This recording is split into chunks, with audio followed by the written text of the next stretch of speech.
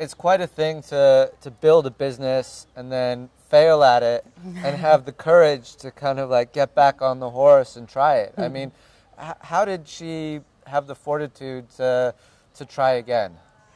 I think it's a matter of character. She's really an entrepreneur, and she has that bug on her about doing things, going forward, trying again, doing new things.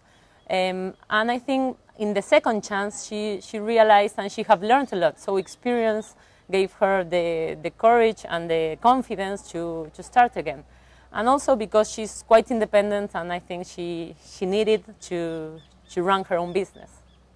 In terms of the failure of the first business and the success of the second business, what changed? What lessons did she learn that translated into making this business a success? So I think back then she learned a few things. So firstly, that first business was focused in Argentina market. Argentina market, it's really tricky. It's not as confident. It's difficult to get paid. It's difficult to trust sometimes people. And so her second project, our winery at the moment, it's 98% focused in export. Then the second thing she learned was that for every dollar she put in capital, in the building, in the tanks, in everything, she needed 4 to build a market. You cannot put all your savings or all your money, and it's really difficult to get credit here in Argentina. She didn't have a big investor behind her putting money to help her, so she had to be really efficient in how she spent her money. And she realized that she had to have a market first. She had to have demand for her wines, and then she was able to build the company. So that's how she did it. She began building the business, building the demand, selling, promoting, showing, traveling as much as she could, and then she was able to build the company. It's also a mixture between being really capable of being an entrepreneur, and sometimes you also have luck. So when my mother began, in 2001 in Argentina, we had what it was called El Corralito. El Corralito, all savings of a lot of people were kept in the bank and you couldn't take them.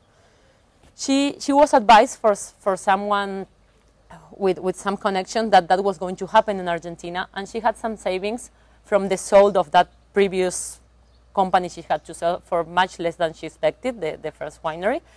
And she told the manager of the bank that he had to take her money, wire her money out before that happened. And when the Corralito happened, she realized that her order wasn't held and that the money was still there.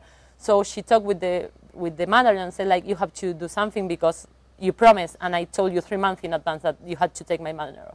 So he said, the only way I can give you your money back is that you start spending.